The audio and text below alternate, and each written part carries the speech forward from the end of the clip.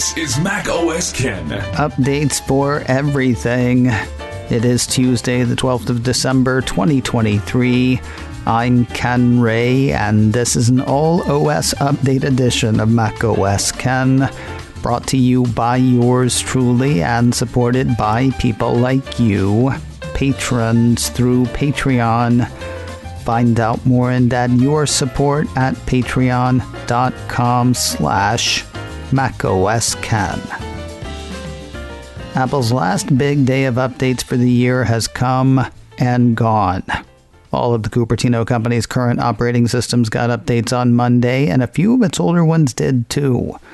That's iOS, iPadOS, macOS, watchOS, tvOS, and the software for HomePod. We will start with the tablets and phones.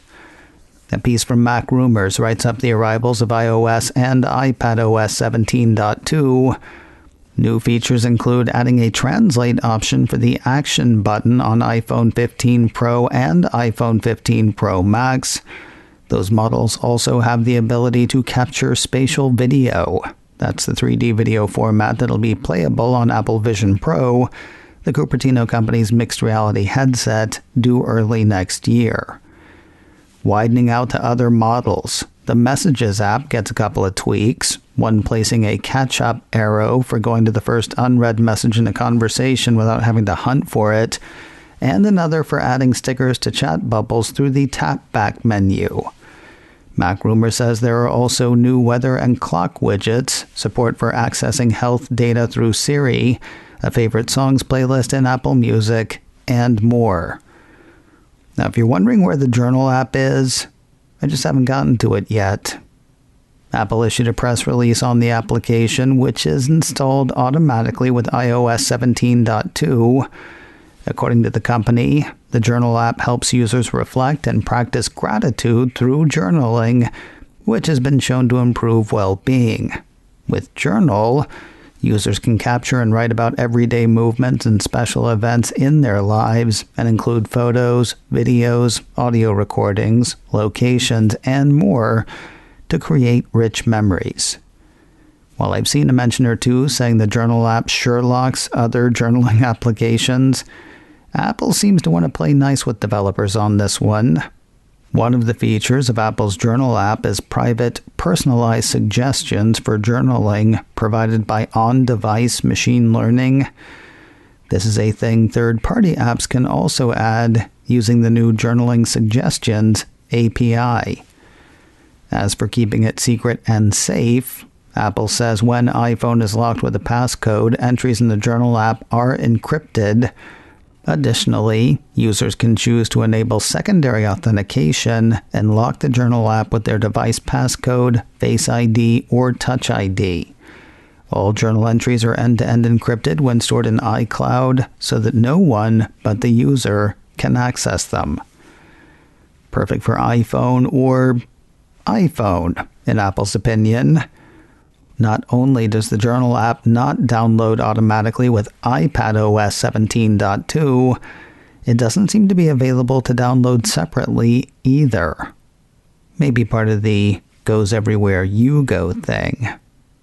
The funny thing is, I just started journaling with a pen again a couple of weeks ago, so I haven't tried this out yet. Might try doing both. We'll see.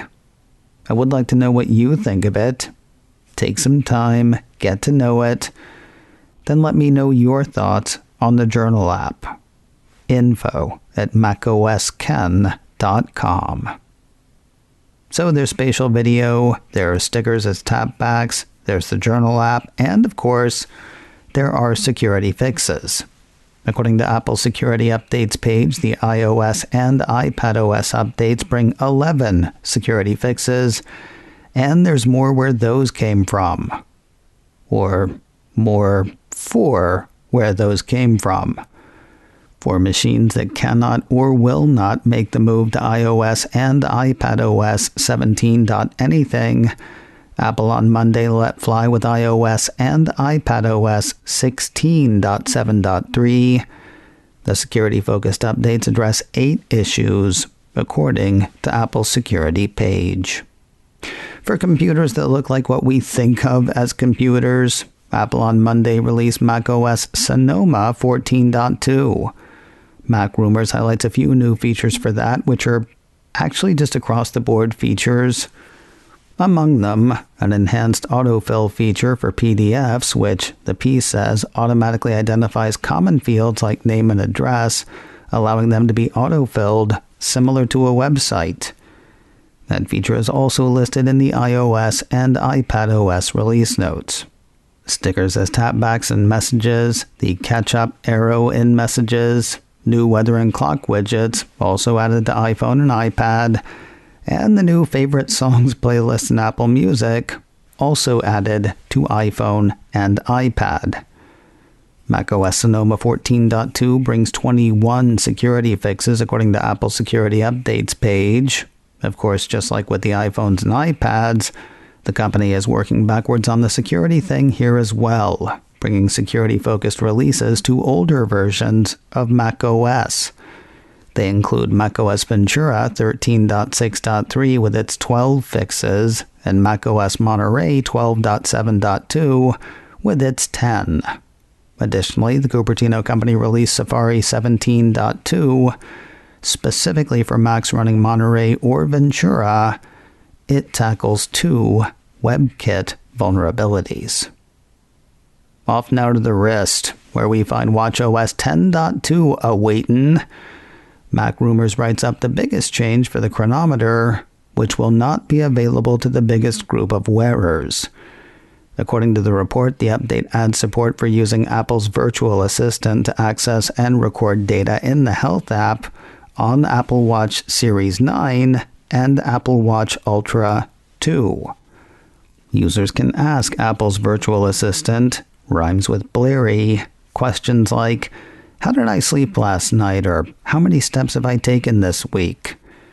Users can also tell Apple's Silicon Pal to record certain stats to Health, like how much they weigh or when they've taken their meds. All provided the user is wearing one of the latest Apple Watch models. If you're wondering why it's only those, Apple execs indicate it's Apple's pesky insistence on privacy and performance. CNET interviewed Katie Skinner, Senior Manager for User Privacy Engineering at Apple, who says health products from the company are guided by 4 privacy principles: data minimization, on-device processing, transparency, and control and security. Deidre Caldbeck, Apple's Senior Director of Product Marketing for the company's Apple Watch and Health divisions, indicated to CNET that Series 9 and Ultra 2 are the first Apple Watch models powerful enough to process health-related requests locally and with low latency. Not a lot new for folks who don't have one of Apple's latest watches, though there are ways to go back a bit.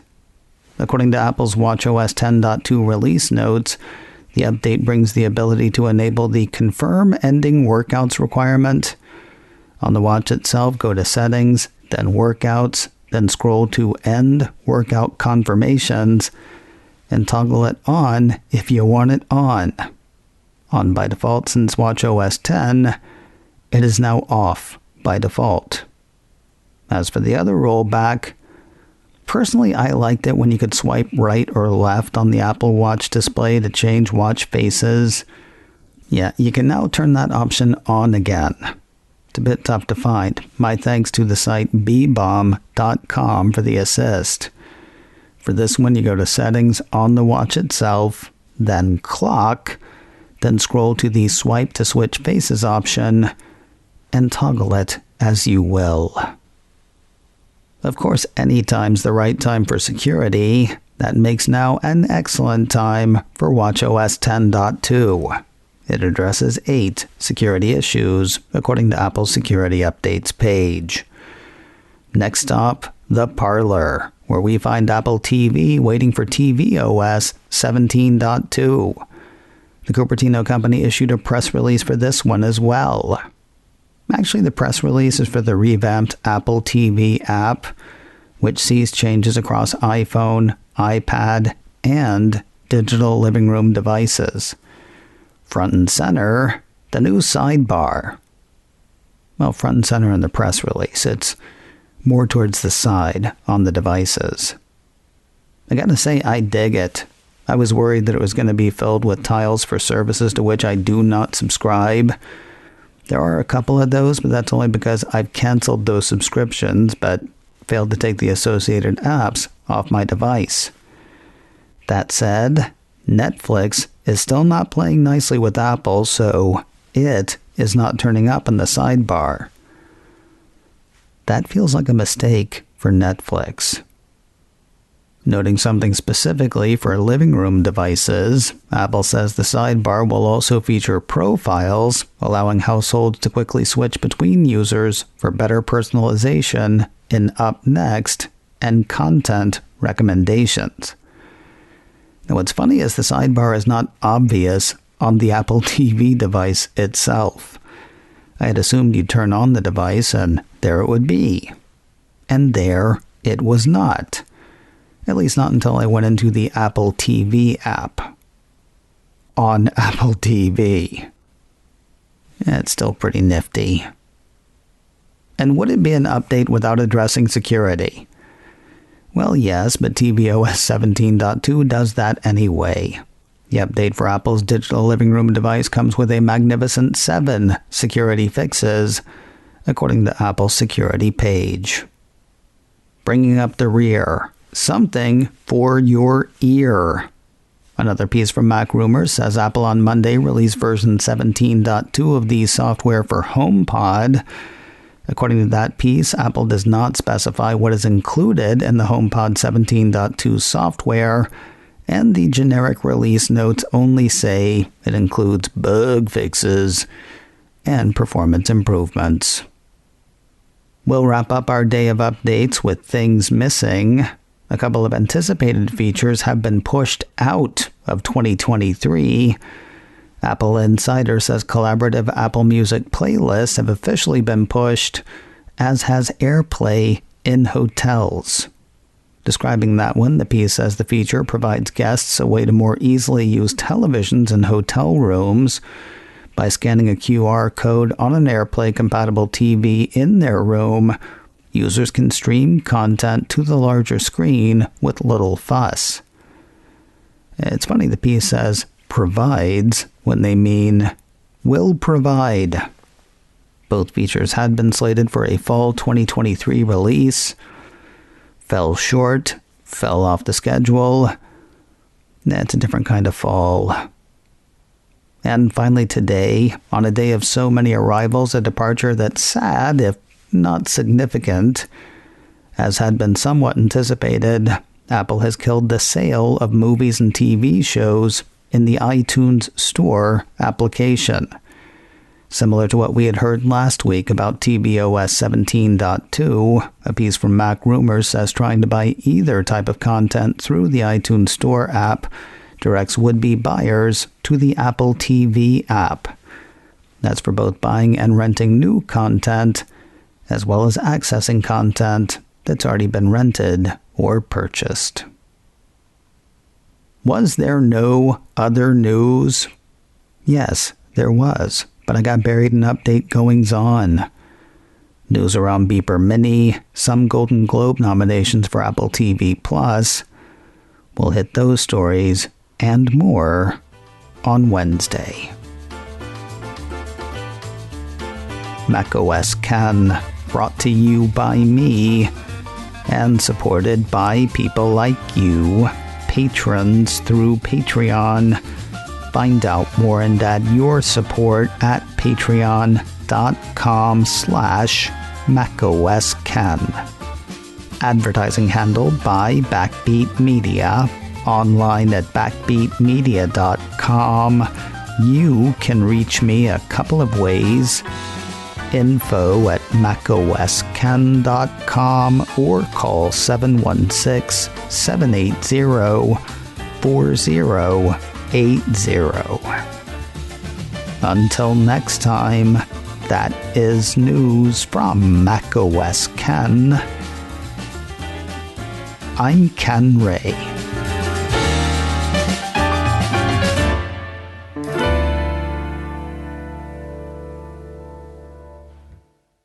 Ciao.